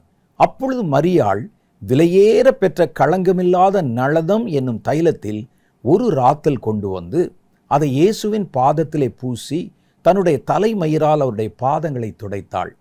அந்த வீடு முழுவதும் தைலத்தின் பரிமளத்தினால் நிறைந்தது. அப்பொழுது அவருடைய சீஷரில் ஒருவனும் அவரை காட்டி கொடுக்க போகிறவனுமாகிய சீமோனுடைய குமாரனாகிய யூதாஸ் காரியோத்து இந்த தைலத்தை 300 பணத்துக்கு விற்று, ஏன்னா அந்த காலத்தில் சென்ட் இருக்கு பாருங்க, ரொம்ப விலை கிடைக்காது. இப்போ தான் கடையில் போனீங்கன்னா எல்லா விலைக்கும் எல்லா இடத்துலையும் சென்ட் பாட்டில் கிடைக்கும். அந்த காலத்தில் இது ரொம்ப ராஜாக்கள் தான் பயன்படுத்துவாங்க. அப்போ இந்த தைலத்தை 300 பணத்துக்கு, 300 பணம்னா எவ்வளவு, 300 ரூபான்னு நம்ம நினச்சிடக்கூடாது. 30 வெள்ளிக்காசில் ஒரு நிலத்தை வாங்கி இயேசுவை காட்டி கொடுத்தான் அப்படின்னா, ஒரு நிலத்தை 30 வெள்ளிக்காசுக்கு வாங்க முடியுது.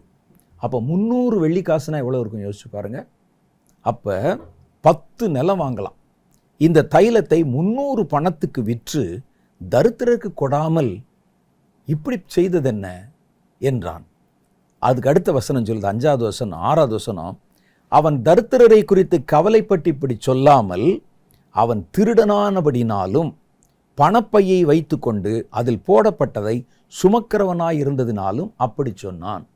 அவன் ஏழைகள் மேலே அக்கறையில் சொல்லலை. இந்த 300 பணத்தை கொண்டாந்து நம்மகிட்ட கொடுத்தா அதில் கொஞ்சத்தை கை வச்சிடலாம். அவன் திருடனானபடியினால் அப்படி சொன்னான். அப்போ இவன் காட்டி கொடுத்ததுனால மாத்திரம் இல்லை, அவன் துவக்கத்திலேயே பணப்பையை கையில் வச்சிருக்கும் போதே அவன் அந்த பணத்தில் கை வைத்து திருடி கொண்டு தான் இருந்திருக்கிறான். அதை தான் அந்த வசனத்தில் அப்படி சொல்கிறாங்க. அப்படிப்பட்டவன் பொருள் ஆசை உள்ளவன், பொருளுக்காக எதையும் செய்ய துணிந்தவன், வசனத்தை புரட்ட துணிந்தவன், கர்த்தருடைய காரியத்தில் துணிகரமாய் புகுந்தவன், பொருளாசை உள்ளவன். பொருளாசை உள்ளது தான் யூதாசுடைய மிகப்பெரிய பலவீனம். இயேசுவோடு கூட பக்கத்துலேருந்து ஊழியம் செய்கிற பாக்கியம் யாருக்கு கிடைக்கும்? அப்போ இது வேதம் சொல்லுது, அவன் பொருளாசை உள்ளவனாக இருந்தான். அப்போ சுலபமாய் சாத்தான் அவனுக்குள்ளே குடி புகுந்தான், உள்ளே போயிட்டான். பாருங்களேன், யோவான் 13வது அதிகாரம் 27வது வசனம் சொல்லுது, இயேசு பிரதியுத்தரமாக 26, நான் இந்த துணிக்கையை தோய்த்து எவனுக்கு கொடுப்பேனோ அவன்தான் என்று சொல்லி துணிக்கையை தோய்த்து சீமோன் குமாரனாகிய யூதாஸ் காரியத்துக்கு கொடுத்தார். அந்த துணிக்கையை அவன் வாங்கின பின்பு சாத்தான் அவனுக்குள் புகுந்தான். பார்த்தீங்களா, சாத்தான் உள்ளே நுழைஞ்சிட்டான். எப்போ பொருள் ஆசை வந்தால் நுழைஞ்சிருவான். இப்போ நீங்கள் சொல்லுங்க, இன்னைக்கு பொருள் மேலே ஆசைப்பட சொல்லி தருகிறார்கள். மற்றவங்களை விட்டுருங்க, வெளி உலகத்தில் விட்டுருங்க, சபையில் பொருள் மேலே ஆசைப்பட சொல்லி தர்றாங்க, பொருளை விரும்ப சொல்லி தர்றாங்க. பொருளை சம்பாதிப்பது தான் கிறிஸ்தவ வாழ்க்கையின் விசுவாசத்தின் அளவுகோல் என்று கற்பிக்கிறாங்க. நீங்கள் பொருளாசையோட திருடினாலும் ஒன்று தான், பொருளாசையோட ஜெபிச்சாலும் ஒன்று தான். நம்முடைய தேவைக்கு ஜெபம்ன்றது வேற. எனக்கு பற்றாக்குறை இருக்குது ஆண்டவரே, அது வேற.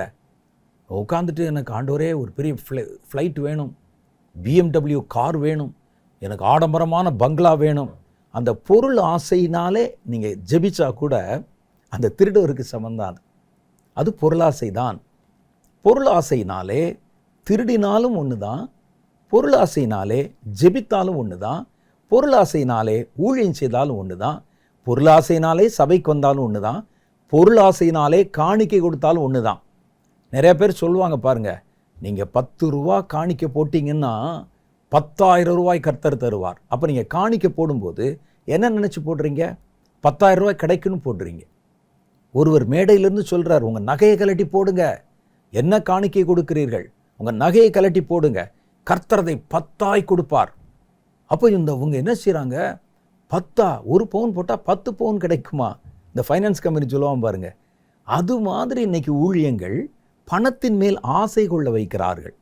அப்போ நீங்கள் இந்த பண ஆசையினால் நான் 100 ரூபா கொடுத்துட்டேன்னா எனக்கு 1000 ரூபாயை கர்த்தர் திருப்பி தருவாருங்கிற நீங்கள் காணிக்கை கொடுத்தா அதுவும் பொருளாசை தான்.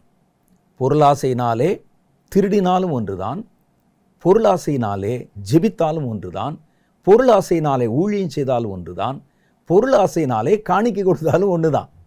பொருளாசை என்பது பாவம் என்று வேதம் சொல்லுது. அது ஒரு பெரிய பாவம். இன்றைக்கி இது நமக்கு வெளியே பிரபலமாக ஒரு குடிக்கிறது, வெறிக்கிறது, கொலை செய்கிற மாதிரி பாவமாக தெரியாட்டா கூட கர்த்தருடைய பார்வையில் அது ஒரு பெரிய பாவம். அது ஜனங்களுக்கு அதை குறித்த விழிப்புணர்வு இல்லாததுனால தைரியமாக பேசுகிறோம். சபைகளிலே உங்களுக்கு இதை செய்யுங்க உங்களுக்கு செழிப்பு வரும், அதை செய்யுங்க செழிப்பு வரும், வாரந்தோறும் சபைக்கு தவறாமல் வந்துருங்க செழிப்பு வரும், சபை ஆரம்பிக்கும் போதே வந்துருங்க செழிப்பு வரும், முடிகிற வரைக்கும் இருங்க செழிப்பு வரும். நீங்கள் இதெல்லாவற்றையும் பண ஆசையினால் செஞ்சீங்கன்னா எல்லாமே ஒன்று தான். பண ஆசை என்பது கர்த்தருக்கு அருவருப்பான காரியம். அதனாலே சாத்தான் அவனுக்குள்ளே உள்ளே புகுந்துருவான். அனனியா சப்பீரா பாருங்களேன், அப்போஸ்தலர் நடபடி 5வது அதிகாரம் 1-3 வரைக்கும் உள்ள வசனம் சொல்லுது. அனனியா என்னும் பேருள்ள ஒருவன் அவனுடைய மனைவி சப்பீராலும் தங்கள் காணியாட்சியை விற்றார்கள். தன் மனைவி அறியவன் கிரயத்திலே ஒரு பங்கை வஞ்சித்து வைத்து ஒரு பங்கை கொண்டு வந்து அப்போஸ்தலருடைய பாதத்திலே வைத்தான். பேதுரு அவனை நோக்கி, அனனியாவே, நிலத்தின் கிரயத்தில் ஒரு பங்கை வஞ்சித்து வைத்து பரிசுத்த ஆவியிடத்தில் பொய் சொல்லும்படி சாத்தான் உன் இருதயத்தை ஏவினதென்ன? இந்த பொருளாசை வந்தவொடனே சாத்தான் உள்ளே வந்துட்டான். உள்ளே வந்துட்டு உள்ளே இருந்து ஐடியா கொடுத்துக்கிட்டு இருக்காரு. பாதி வித்துரு, பாதியை மாத்திரம் காட்டு, கள்ளக்கணக்கு காட்டு, இவ்வளோ கொடுத்தா போதும் என்று சொல்லி கண்டுபிடிச்சார் பேதுரு. அப்போ பொருளாசை உள்ளவரிடத்துல சாத்தான் உள்ளே புகுந்துருவான். பொருளாசை வெளியே பார்த்தா நமக்கு தெரியாது, என்னங்க ஆசைப்படுறாரு பாவம், அவ்வளோதானே. தன்னுடைய தேவையை விரும்புவது வேற. அன்னைக்கு எனக்கு சாப்பாடு கிடைக்கணும், எனக்கு ஏதோ என்னுடைய அடிப்படை தேவைகள், அதுக்கு ஜெபம் பண்ணுறது தப்பு இல்லை. ஆசை என்பது வேற, பெரிய பெரிய பொருள் ஆசை என்பது வேற. அப்போ இந்த பொருள் ஆசை கொண்டவர்கள் யாராக இருந்தாலும் அது செத்த கிரியை, அவர்கள் சாபத்தின் பிள்ளைகள். அவர்களுக்குள்ளே சாத்தான் கூடிய சாபம் வந்துச்சுன்னா சாத்தான் வந்துடுவான்ல. 2 பேதுருவின் புஸ்தகம் 2வது அதிகாரம் 14வது வசனம் சொல்லுது, விபச்சார மயக்கத்தினால் நிறைந்தவைகளும் பாவத்தை விட்டு ஓயாத கண்களை உடையதுமாயிருக்கிற கண்களை உடையவர்கள் உறுதியில்லாத ஆத்துமாக்களை தந்திரமாய் பிடித்து பொருள் ஆசைகளில் பழகின இருதயத்தை உடைய சாபத்தின் பிள்ளைகள்.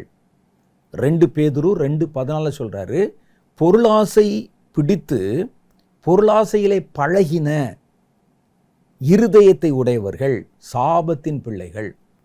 அவன் தலையில சாபம் இருக்குமா? வேதம் சொல்லும்போது பாருங்க, பொருளாசையினுடைய பேர் முதற்கொண்டு உங்களிடத்தில் சொல்லப்படவும் கூடாது என்று கட்டளை கொடுத்திருக்கிறாங்க. இவர்கள் இப்படிப்பட்ட பொருளாசை உள்ளவர்கள் தேவனுடைய ராஜ்யத்தை சுதந்தரிப்பதில்லை.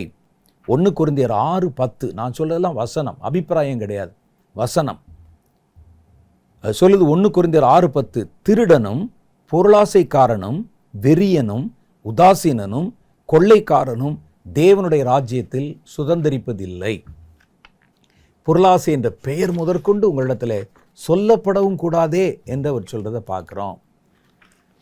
3வது, யார் நடுவிலே சாத்தான் உள்ளே நுழையவும் குடியிருக்கவும் யாரை அவன் விரும்புவான்? குடியிருக்கிற இடம் என்னது அப்படின்னு பார்த்தீங்கன்னா, ஒரு பிரிவினை நடுவிலே பிரிவினைக்காரர்கள்னு இருப்பாங்க. ஒரு 2 பேர் சேர்ந்துருந்தால் பிடிக்காது உனக்கு. சபை நல்லா நிம்மதியாக நடந்துருந்தால் பிடிக்காது. என்னடா செய்து பிரச்சனை ஆரம்பிக்கலாம் அப்படின்னு சொல்லி இந்த பிரிவினையை விரும்புகிற ஒரு கூட்டம் இருப்பாங்க. நீங்கள் எல்லா இடத்துலையும் பார்க்கலாம். ஸ்கூல்லையே பார்க்கலாம். நீங்கள் ஸ்கூலில் பார்க்கலாம், ஆஃபீஸில் பார்க்கலாம், சமுதாயத்தில் பார்க்கலாம், அரசியலில் பார்க்கலாம், ஆட்சி செய்கிற ஒரு இடத்துல பார்க்கலாம், சபையிலே பார்க்கலாம். ஆங்கிலேயர்கள் ஆட்சி செய்த போது பிரித்தாளும் கொள்கை என்ற ஒரு கொள்கையை கடைபிடித்தார்கள். பிரித்து ஆளுவது. அப்போ 2 பேர் சேர்ந்திருப்பாங்க. எல்லாமே இந்தியர்கள் தான். அவன் என்ன செய்வான், நீ நார்த் இந்தியன், நீ சவுத் இந்தியன். சவுத் இந்தியாவில் இருக்கிறவங்கள நீ இந்த ஜாதி, நீ அந்த ஜாதி, நீ இந்த ஜாதி என்று சொல்லி அவங்கள தனித்தனியாக பிரித்து அதற்கு பிறகு அவங்கள ஒருத்தரோடு சேர விடாமல் அவர்களை ஆளுவது சுலபம். பிரித்தாளும் கொள்கை இன்றைக்கு வரைக்கும் அரசியல்களில், உலக அரங்கில் அந்த பிரித்தாளும் கொள்கை தான் தீவிரமாய் கடைப்பிடிக்கப்படும். அப்போ இந்த பிரிவினைக்கு இடம் கொடுக்கறது யாருன்னு பார்த்தீங்கன்னா, அது வெளி உலகத்தில் இருக்கிறத விட்டுருங்க. சபைகளுக்குள்ளே இருப்பாங்க. 2 கட்சியாக பிரிந்து சண்டை. சபைகளுக்குள்ளே ஜாதி பிரிவினைகள் வெளியரங்கமாக தெரியாது. ஆனால் உள்ளுக்குள்ளே பார்த்தீங்கன்னா சில இடத்துல வெளியரங்கமாக தெரியும். அடிச்சுக்கிட்டு, தலையை உடைச்சிக்கிட்டு, மண்டையை உடைச்சிக்கிட்டு, இது என்ன, யாரை ஆராதிக்க போகிறீர்கள் நீங்கள்? ஒரு எலெக்ஷன் வந்துடக்கூடாது, நான் இந்த கட்சி, இந்த ஜாதி, நீங்கள் நம்ம ஆட்கள், நமக்கு தான் ஓட்டு போடணும். இந்த பிரிவினை எங்கே இருக்குதோ அங்கே சாத்தான் கண்டிப்பாக இருப்பான். சாத்தானுடைய ஸ்பெஷாலிட்டியே பிரிவினை தான். தாவீதை பிரிவினை செய்யும்படி தூண்டினது சாத்தானுடைய ஆவி. 1 நாளாகமம் புஸ்தகம் 21வது அதிகாரம் 1 சில வசனங்கள் நீங்கள் வாசிங்கன்னா அதில் சொல்லுது, சாத்தான் இஸ்ரவேலுக்கு விரோதமாக எழும்பி இஸ்ரவேலரை தொகையிடுவதற்கு தாவீதை ஏவி விட்டது. அப்போ தாவீதை யார் ஏவுறான்னா உள்ளே வந்துட்டான். வந்து தாவீது மனசில் பேசுகிறான். அவருடைய மனதை தூண்டிவிட்டு அந்த இஸ்ரவேல் ஜனங்களுடைய தொகையை எண்ணும்படி சொல்லுகிறான். இதில் என்னங்க தப்பு இருக்குன்னு கேட்பீங்க. சென்சஸ் எடுக்கிற மாதிரி நம்ம ஜனத்தொகை எவ்வளவு, இராணுவம் எவ்வளவு, கணக்கெடுப்பது என்ன தவறு? அவர் அப்படி கணக்கெடுக்கலை. எப்படி கணக்கெடுத்தாங்கன்னு கேட்டிங்கன்னா, இவர் அழைத்து தன்னுடைய மந்திரி பிரதானிகளை அழைத்து, யோவாபு போன்றவர்களை அழைத்து சொல்கிறார், நீங்கள் போய் நம்முடைய இராணுவத்தில் இருக்கிறவர்களில் யூதர்கள் எவ்வளவு பேர், 12 கோத்திரம் கொண்டதான் இஸ்ரவேல். அந்த 12 கோத்திரம் கொண்ட இஸ்ரவேலுக்கு ராஜா தான் தாவீது. எல்லாரும் அவருடைய குடிமக்கள் தான். ஆனால் தாவீதுடைய மனசில் யூதர்களை தனியாகவும் மற்ற கோத்திரத்தாரை தனியாக எண்ணுங்கள். ஏன் சொன்னார்னா, தாவீது ஒரு யூதன். அப்போ நம்ம ஆளுக்கு எவ்வளோ பேர் இருக்கிறாங்க, மற்றவர்களெல்லாம் ஒட்டுமொத்தமாக எண்ணிரு. இராணுவத்தில் யாருடைய பலம் ஜாஸ்தியாக இருக்குது, நாளைக்கு ஒரு பிரச்சனை வந்து விட்டால் நம்ம ஜாதிக்காரன் தான் நமக்கு உதவி செய்வான், அல்லது ஒரு சலுகை கொடுப்பதானால் நம்ம ஆட்களுக்கு உதவி கொடுக்கலாமே என்று தாவீதுடைய மனசில் அந்த பிரிவினை விதையை போட்டது சாத்தான். இதே தாவீது ஒட்டுமொத்த இராணுவத்தை எண்ணுங்கன்னு சொல்லியிருந்தால் அது தப்பு இல்லை. ஆனால் இவர் தனித்தனியாக என்ன சொல்கிறார், ஏன் ஜாதியை சேர்ந்தவங்க எவ்வளோ பேர், இவ்வளோ பேர், நான் சொல்லுவது உண்மைதானா பாருங்கள் வசனத்தில். அப்படியே தாவீது, 2வது வசனம் சொல்லுது, 1 நாளாகமம் 21:2. அப்படியே தாவீது யோவாபையும் ஜனத்தின் சேர்வைக்காரரை நோக்கி, நீங்கள் போய் பேர்ஷிபா முதற்கொண்டு தான் மட்டும் இருக்கிற இஸ்ரவேலை எண்ணி அவர்கள் இலக்கத்தை நான் அறியும்படி என்னிடத்தில் கொண்டு வாருங்கள் என்றான். அப்பொழுது யோவாப், ஜனங்கள் இப்போது இருக்கிறதை பார்க்கிலும் 100 அவர் வர்த்திக்க பண்ணுவாராக. ஆகிலும் ராஜா, என் ஆண்டவனே, இவர்கள் எல்லோரும் என் ஆண்டவருடைய சேவகர் அல்லவா? என் ஆண்டவர் இதை விசாரிப்பானேன்? இஸ்ரவேலின் குற்றம் உண்டாகுது, நடக்க வேண்டியதுன்னு அவன் சொல்றான். இது நீங்க ஏன் செய்யணும்? யோவாப் இப்படி சொல்லியும் ராஜாவின் வார்த்தை மேலிட்டபடியால் யோவாப் புறப்பட்டு போய் இஸ்ரவேல் எங்கிலும் சுற்றி திரிந்து எருசலேமுக்கு வந்து ஜனத்தை இலக்கம் பார்த்து தொகையை தாவீதிடத்தில் கொடுத்தான். இஸ்ரவேலில் எல்லாம் பட்டயம் உருவத்தக்கவர்கள் 11,00,000 பேரும், யூதாவில் பட்டயம் உருவத்தக்கவர்கள் 4,70,000 இருக்க கண்டார்கள். அப்போ எப்படி கணக்கு போட்டிருக்காங்க? இஸ்ரவேல் என்பது மற்றெல்லாம் இஸ்ரவேலாம், இவர்கள் யூதா. இந்த பிரிவினை ஆரம்பத்தில் போட்டாங்க பாருங்க. அதே மாதிரி தாவீதின் காலத்துக்கு பிறகு, சாலமோன் காலத்துக்கு பிறகு 2 தேசம் பிரிந்து விட்டு, ஒன்று இஸ்ரவேல், இன்னொன்று பார்த்தீங்கன்னா யூதா. இவங்க கொண்டு போகும்போது எல்லாருடைய எண்ணிக்கையும் ஒன்றா கணக்கிடல பாருங்க. இஸ்ரவேலில் இருந்தவர்கள் 11 லட்சம் பேர், ஒட்டுமொத்த 11 கோத்திரம் சேர்த்து. யூதாவில் பட்டயம் உருவத்தக்கவர்கள் 4 லட்சம் பேர். அப்போ யார் மெஜாரிட்டி தெரியுமா உங்களுக்கு? யூதர் தான் மெஜாரிட்டி. 11 கோத்திரத்தை சேர்ந்தவர்கள் 11 லட்சம் பேர்னா ஒரு கோத்திரத்துக்கும் ஒரு லட்சம் தான் இருந்திருக்கிறான். சிங்கிள் கோத்திரம் யூதா கோத்திரத்துக்கு மாத்திரம் 4 லட்சம் பேர். இப்போ அவங்க தானே மெஜாரிட்டி.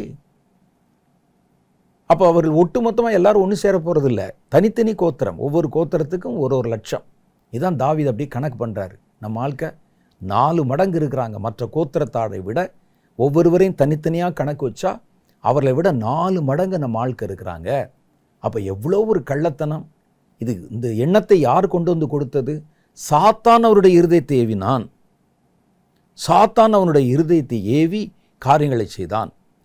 ராஜாவின் வார்த்தை யோவாபுக்கு அருவருப்பாய் இருந்தபடியினால் லேவி பென்யமீன் கோத்திரங்களில் உள்ளவர்களை அவருடைய இலக்கத்தின்படி எண்ணாமல் போய்விட்டான். யோவாபுக்கு பிடிக்கல. இது என்ன ஒரு பிரிவினை வாதத்தை பேசுகிறாரு, எங்கள் ஆட்களை தனியாக என்றான்னு. அதனால் அவர் அறகுறையாக எண்ணிட்டு கணக்கு கொண்டே கொடுத்துட்டார். இந்த காரியம் தேவனுடைய பார்வைக்கு அருவருப்பாக இருந்ததுனாலே அவர் இஸ்ரவேலை வாதித்தார். அப்போ இந்த பிரிவினை யார் கொண்டு வர்றா அப்படின்னு பார்த்தா சாத்தான். சபையில் பிரிவினை வரும். நாங்கள்லாம் இந்த ஜாதியை சேர்ந்தவங்க, அவங்க இந்த ஜாதியை சேர்ந்தவங்க. இந்த சபை, கிழக்கு தெருவில் இருக்கிற சபை இந்த ஜாதியருக்குள்ளது, மேற்கு தெருவில் இருக்கிறது இந்த ஜாதிக்குள்ளது. நான் உங்களுக்கு ஏற்கனவே சொல்லியிருப்பேன், ஒரு ஊரில், ஒரு சின்ன கிராமம்தான், ஒரு தென் மாவட்டத்தின் ஒரு ஓரத்தில் இருக்கிற ஒரு ஊர், ஒரு சபை கட்டி அந்த சபை திறப்பு விழாக்கு என்னை கூப்பிட்டாங்க. பல வருஷத்துக்கு முன்னால் திறப்பு விழா நல்லா நடந்தது. பிஷப்பெல்லாம் வந்திருந்தாங்க, நல்ல ஆடி பாடியெல்லாம். கொஞ்ச நாள் கழித்து ஒரு வருஷத்துக்கு பிறகு அதே ஊர்லேருந்து மறுபடியும் எனக்கு அழைப்பு கொடுத்து, எங்கள் ஊரில் சர்ச்சு, மறுபடியும் ஒரு சர்ச்சு நீங்கள் பிரதிஷ்டை பண்ணணும் வாங்கன்னு சொன்னாங்க. எனக்கு ரொம்ப சந்தோஷம். ஒரு வருஷத்துக்கு முன்னால் தான் போய் ஒரு சர்ச்சை திறந்து வச்சோம், கூட்டம் தாங்கலை போல். 2வது சர்ச்சு, அங்கே மறுபடியும் இன்னொரு சர்ச்சை திறந்துட்டாங்களே இடம் பத்தாமல் அப்படின்னு போய் பார்க்குறேன். இது வேறு ஒரு தெருவில் இருக்குது. அந்த தெருவில் எனக்கு முதல்ல தெரியலை, இது புரியலை. நான் இங்கே போனேன். அப்போ சொன்னேன், நான் போன முறை வந்த போது பார்த்தவங்களெல்லாம் இங்கே பார்க்கலையே, நீங்களாம் வேறு புது ஆட்களாக இருக்கிறீங்களே, ஏன் அவர்களெல்லாம் இந்த திறப்பு விழாக்கு வரல அப்படின்னு கேட்டேன். அப்போ அவர்கள் சொன்னாங்க, அந்த தெருவில் இருக்கிறவங்க வேறு ஜாதிக்காரங்க, அது அவங்களுக்கு உள்ள சர்ச்சு, இது எங்கள் ஜாதிக்கு நாங்கள் கட்டின சர்ச்சு, நீங்கள் அங்கே வந்து திறந்தீங்கல்ல, அது மாதிரி எங்கள் சர்ச்சையும் திறந்து வைங்க. கடைசியில் பாருங்கள், என்னையும் பிரிச்சிட்டான். நான் இங்கேயும் வந்து திறந்து வைக்கணும், அங்கேயும் திறந்து வைக்கணும். அப்போ அவர் சொன்னார்கள், அவர்கள் இங்கே வரமாட்டாங்க, நாங்கள் ரொம்ப ஜெபம் பண்ணி எங்களுக்குன்னு ஒரு தனி சர்ச்சு வேணுமே. கர்த்தர் ஜெபத்தை கேட்டு பாருங்கள், எல்லாத்துக்கும் கர்த்தர் மேலே கேஸ் எழுதிடுவாங்க. இன்றைக்கி நாங்கள் தனித்தனியாக ஆராதிப்பதற்கு இருக்குது அப்படின்னு சொன்னோம். என்ன சொல்லுவது? நாம் பிரிவினை என்பது சாத்தானுடைய காரியம். பிரிவினை பாருங்கள், அவனுடைய இருதயத்தை சாத்தான் ஏவினான். சாத்தான் முதல்ல தேவனும் மனிதனும் ஒன்றாயிருந்தார்கள் ஏதேன் தோட்டத்தில்.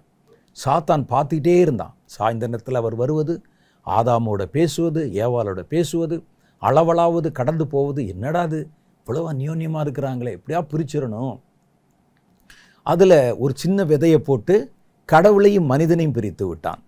அடுத்து பாருங்களேன், மனுஷனையும் இதிலிருந்து மனுஷனை பிரித்து விட்டான். அவர்களுக்கு 2 குழந்தைகள் பிறந்தாங்க, காயின், ஆபேல் என்று. காயினை கொலைகாரனாக்கி வீட்டை விட்டு ஓட வச்சுட்டான். ஆபேலை கொன்று ஒழித்து விட்டான். இப்போ குடும்பம் 2ஆக பிரிஞ்சிருச்சா? அவன் ஒரு பக்கம் காயின் போய் அவருடைய சந்ததி, ஆதாமும் ஏவாளும் தனி, இவங்களுக்கு பிள்ளைகள் பிறந்து இவங்க ஒரு சந்ததி. இந்த பிரிவினைகள் எங்கே இருந்தாலும் அப்புறம் அதுக்குள்ள பிரிவினைகள். ஒன்றாக இஸ்ரவேல் தேசம் இருந்தால் அதில் ஒரு பிரிவினை. இப்போ இந்த பிரிவினைகள் எங்கே இருக்குதோ கண்டிப்பாக அங்கே சாத்தான் இருப்பான். அது சாத்தான் குடியிருக்கிற இடம். நீங்கள் இந்த சர்ச்சு வந்து பிரிவினை வாதத்தை வளர்க்கிற ஒரு சர்ச்சா? எலெக்ஷன் நேரத்தில் ஜாதி சண்டை போடுறாங்களா? நான் இவரை சேர்ந்தவன் அவரை சேர்ந்தவன் சொல்லி சண்டை போடுறாங்களா? அது கண்டிப்பாக சாத்தான். சிலர் வந்து பாருங்கள், ஹீரோ வர்ஷிப் மாதிரி, நான் பவுலை சேர்ந்தவன், நான் பர்னபாவை சேர்ந்தவன் சொல்லிட்டு சண்டை போட்டாங்க. பவுல் கண்டுபிடிச்சிட்டார், இது பிரிவினையின் ஆவி. பவுல் அவங்களுக்காக சிலுவையில் அறையப்பட்டான், பர்னபாவா உங்களுக்காக சிலுவையை சுமந்தார். நாங்கள் கர்த்தருடைய அப்பிரயோஜனமுள்ள ஊழியக்காரர்கள், எங்களை மனுஷனாக பாருங்க, கடவுள் ஒருவர் தான் உங்களுக்காக எல்லாவற்றையும் செய்தார் என்று அந்த பிரிவினை வர்றதை நிறுத்திட்டாங்க. முதல் நூற்றாண்டு சபையில் பாருங்களேன், யூதர்களை தனியாகவும் கிரேக்கர்களை தனியாகவும், எங்கள் ஜனங்கள் மாத்திரம் கிரேக்கர்கள் மாத்திரம் பந்தி விசாரணையிலே சரியாக விசாரிக்கப்படலும் சண்டை போட்டு அப்போஸ்தலர் 6வது அதிகாரத்தில் சபையினுடைய எழுப்புதலே நிறுத்திட்டாங்களே. சாத்தானது ஒரு பிரிவினை வருகிறதுன்னா, எங்கள் இடத்துல எங்கள் சபையில் பிரிவினை இருக்குதுங்க, அவங்க வாட்டுக்கு சண்டை போட்டு போகிறாங்க, என்ன செய்வது? எங்கள் இதில் 3 ஜாதி இருக்குது, 3 தலைவர் இருக்கிறாங்க, என்ன இருக்குது, நாங்கள் பாரம்பரியமாக அங்கே தான் போகிறோம், அங்கே தான் ஆராதிக்கிறோம் என்று சொன்னால் இது ஒரு கல்லறை மாதிரி. பிரிவினை இருக்கிற இடத்துல கண்டிப்பாக சாத்தான் குடியிருக்கிற இடம் அது. நீங்கள் அங்கே போய் என்ன ஆராதிக்க போகிறீங்க? அங்கே போய் என்ன ஊழியம் செய்ய போகிறீங்க? முதல்ல பிரிவினைகள் சரி செய்யப்படணும். நானும் பிதாவு ஒன்றாயிருக்கிறது போல நீங்களும் ஒன்றாயிருக்க வேண்டும் என்பது தான் கர்த்தர் நமக்கு கற்றுக் கொடுத்த காரியம். அப்போ அந்த பிரிவினை இருக்கிற இடம் சாத்தான் குடியிருக்கிற இடம். கவனம். பொருளாசைக்கு உங்களை பழக்குவிக்கிற இடம், பொருளாசை உள்ள இடம் சாத்தான் குடியிருக்கிற இடம். பொழுதன்னைக்கும் பாஸ்டர் வாயை திறந்தால் காணிக்க கூடு, இந்த காணிக்க கூடு, அந்த காணிக்க கூடு, அதை செய்யணும், இதை செய்யணும் என்று சொல்லி உங்களிடத்தில் இந்த பணத்தை கறக்கிறதும், உங்களுக்கு பண ஆசையை தூண்டி விடுவதும், கொடுத்தா உனக்கு இது கிடைக்கும் சொல்லுவதும், கண்டிப்பாக அதில் தேவ ஆவியானுடைய கிரி இருக்காதுங்கிறத நான் அடித்து சொல்லுவேன். அது என்னங்க, பொருளை விரும்புறதுல என்ன பொருள் விரும்புறது தப்பு இல்லை. உங்களுக்கு தேவைப்படுகிற பொருளை நீங்கள் கர்த்தரிடத்தில் ஜெபிப்பதும் தவறல்ல. பொருள் ஆசை தவறு. பொருள் ஆசை எல்லா பாவத்திற்கும் வேறாய் இருக்கிறது. பொருள் மேலே ஆசை வச்சு ஜெபிக்கும்படிக்கு பொருள் ஆசையை உங்கள் மனசில் வச்சு ஜெபிக்க வைப்பாங்க. பொருள் ஆசையை உங்களுக்கு தூண்டி காணிக்கை கொடுக்க வைப்பாங்க. பொருள் ஆசையை உங்களை தூண்டி கர்த்தருடைய ஊழியத்துக்கு கொடுங்க அப்படின்னு சொல்லுவாங்க. நீங்கள் கொடுக்கறதெல்லாம் பாருங்கள், நான் 1 கொடுத்தா 4 கிடைக்கும், 4 கொடுத்தா 7 கிடைக்கும். கர்த்தனை வட்டி கிடையாது வச்சிருக்கிறாரு. கர்த்தருக்கு கொடுத்தால் திரும்பி வரும் நினைச்சலாம் கொடுக்காதீங்க. அது தப்பான காணிக்கை. கர்த்தருக்கு கொடுக்குறோம், அவ்வளோதான். கர்த்தர் கொடுக்குறாரு, கொடுக்காம போகிறாரு, அது வேற. எனக்கு கொடுப்பாருன்னு எதிர்பார்த்துட்டிங்கன்னா பண ஆசை வந்துடுது. அப்போ பண ஆசை உள்ள இடத்துல சாத்தான் குடியிருக்கிறான். செத்த கிரிகள் உள்ள கல்லறைகளிலே குடியிருக்கிறான். வெள்ளையடிக்கப்பட்ட கல்லறையிலே குடியிருக்கிறான். பிரிவினை வாதங்கள் பேசுகிற இடத்துல அவன் குடியிருக்கிறான். கடைசியில் ஒன்று சொல்லிடுறேன், பெருமை உள்ளவர்கள். பெருமை தான் சாத்தானுடைய முதல் விழுகைக்கே காரணம். பெருமை உள்ளவர்கள் இருக்கிற இடத்துல கண்டிப்பாக சாத்தான் இருக்கிறான். சாத்தான் தள்ளப்பட்டதற்கு காரணமே பெருமை. சபையில் பார்த்தீங்கன்னா, நாங்கள் ஒரு வசனம் தெரிந்தவர்கள், ஊழியம் செய்கிறவர்கள், பார்த்தீங்கன்னா ஒரு கர்வம், ஒரு பெருமை. எதை பற்றியும் பெருமை இருக்கலாம். அழகை பற்றி பெருமை இருக்கலாம், பணத்தை பற்றி பெருமை இருக்கலாம், நாங்கள் உயர்ந்த ஜாதியை சேர்ந்த பெருமை இருக்கலாம். பெருமை எங்கே இருக்குமோ கர்த்தர் பெருமைக்கு எதிர்த்து நிற்கிறார். சாத்தான் அழகினாலே தான் மனமேட்டிமையானான். எசேக்கியேல் 28:17 சொல்லுகிறது, உன் அழகினால் உன் இருதய மேட்டிமை உண்டாயிற்று, உன் மினுக்கினால் உன் ஞானத்தை கெடுத்தாய், உன்னை தரையிலே தள்ளி போடுவேன்னு கர்த்தர் சொல்கிறார். அப்போ சாத்தானுடைய குணம் அதுவா? அப்போ என்ன செய்கிறான்? ஒரு மனுஷனுக்குள்ளே பெருமையை தூண்டி, அவனுடைய அழகை குறித்த பெருமையோ, ஊழியத்தை குறித்த பெருமையோ, வரத்தை குறித்த பெருமையோ. ஏன்னா மற்ற பெருமையை விட்டுருங்க, கிறிஸ்தவர்கள் தேவனுடைய பிள்ளைகள் எங்கெங்கெல்லாம் பெருமைப்படுவான்? வரத்தை பற்றி பெருமை. வரம் கர்த்தருடையது, கிரியை செய்வது கர்த்தர். நம்ம ஒரு இன்ஸ்ட்ருமெண்ட் மாத்திரம் தான், ஒரு டூல், அவ்வளோதான். அதில் நம்ம பெருமை பாராட்டுவதற்கு ஒன்றும் இல்லை. இந்த பெருமை எங்கெங்கே இருக்குதோ, பெருமை உள்ளவனை பேசுனான்னா அந்த இடத்துல நிற்காதீங்க. பெருமை உள்ளவனுடைய நாவிலே பிசாசு குடியிருப்பான். பெருமை உள்ளவர்கள் இருக்கிற இடத்துல பிசாசு தான் அவர்களை இயக்குவான். அப்போ சாத்தான் குடியிருக்கிற இடங்கள், ஒன்று செத்த கிரியைகள் உள்ள இடங்கள், மாய்மாலமான கிரியைகள். உள்ளே செத்த கிரியை, வெளியே பார்த்தீங்கன்னா வெள்ளையடிக்கப்பட்ட மாய்மாலம் இருக்கிற இடத்துல சாத்தான் இருப்பான். பொருள் ஆசை உள்ளவர்கள் நடுவிலே சாத்தான் இருப்பான். பிரிவினை வாதம் பண்ணுகிறவர்கள் நடுவில், ஜாதியின் பேராலோ பணத்தின் பேராலோ பிரிவினை பண்ணுகிற இடத்துல சாத்தான் இருப்பான். பெருமை உள்ள இடத்துல சாத்தான் இருப்பான். அப்போ சாத்தான் குடியிருக்கிற இடத்தை கண்டுபிடிச்சு அங்கே நீங்கள் குடியிராதபடி, அந்த பக்கமே போயிடாதபடி கவனமாய் உங்களை காத்துக்கொள்ள வேண்டும். ஒரு கர்த்தர் பாருங்க, இந்த சாத்தான் குடியிருக்கிற இடங்கள், ஒரு மனிதன் ஒரு இடத்துல குடியிருக்கணும்னு விரும்பினா தனக்கு தேவையான காரியங்கள் இருந்தால் தான் அந்த இடத்துல குடியிருப்பானவன். சாத்தானுக்கு தேவையான காரியங்கள் இதெல்லாம் இருக்கணும். செத்த கிரி இருக்கணும். சபைக்குள்ளே, வீட்டில், நம்முடைய தனிப்பட்ட வாழ்க்கையில் பொருளாசை இருக்கணும், நமக்குள்ளே ஒரு பிரிவினை பேதம் இருக்கணும், மாய்மாலம் இருக்கணும், பெருமை இருக்கணும். இதெல்லாம் இருந்தால் சாத்தான் அங்கே நிரந்தரமாக தங்கிடுவான்.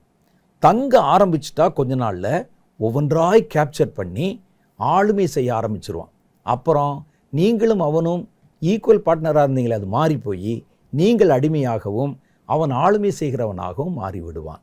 கர்த்தர் நம்மை கவனப்படுத்தி சாத்தானுடைய கண்ணிகளுக்கு விலக்கி காத்து கொள்ளணும். நமக்கென்ன என்று சொல்லி சாத்தான் குடியிருக்கிற இடத்துக்குள்ளே போனீங்கன்னா அவ்வளோதான். அங்கே நீங்கள் குடியிருந்தீர்களானால் அவ்வளோதான். சாத்தான் குடியிருக்க இடம் கொடுத்தீர்களானால் அவ்வளோதான். கர்த்தர் தாமே நம்மை பூரண பாதுகாப்பினால் பாதுகாத்து கொள்வார். தலைகளை தாழ்த்தி ஒரு சின்ன ஜெபம் செய்து இந்த நாள் நிகழ்ச்சியை நிறைவு செய்ய போகிறோம். அன்பும் இரக்கம் நிறைந்த எங்கள் பரலோக பிதாவே, நீர் எங்களோடு பேசி சொன்ன இந்த நல்ல வார்த்தைகளுக்காக ஸ்தோத்திரம்.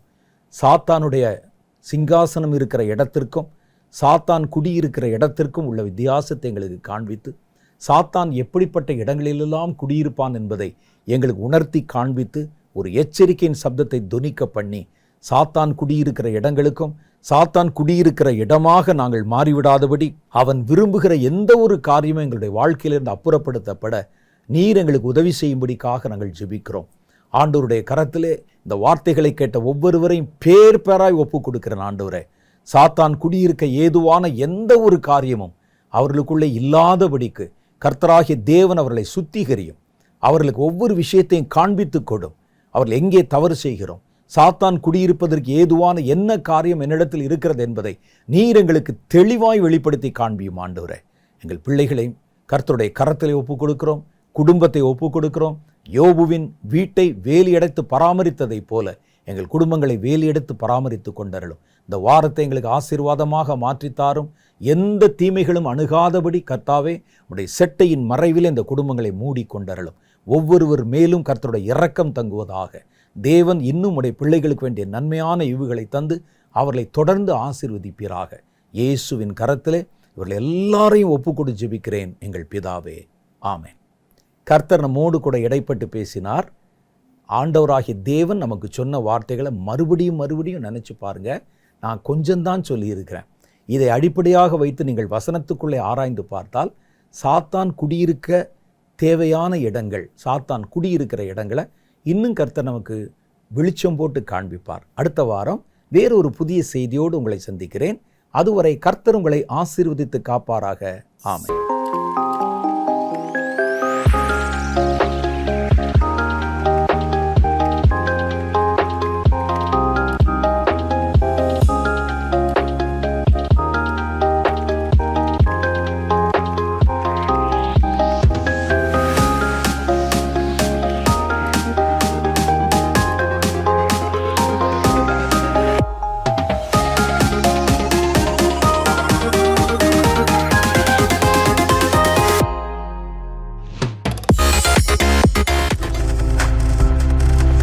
நீங்கள் பார்த்து கொண்டிருப்பது உங்கள் ஜாய் டிவி. உங்கள் துக்கம் சந்தோஷமாய் மாறும்.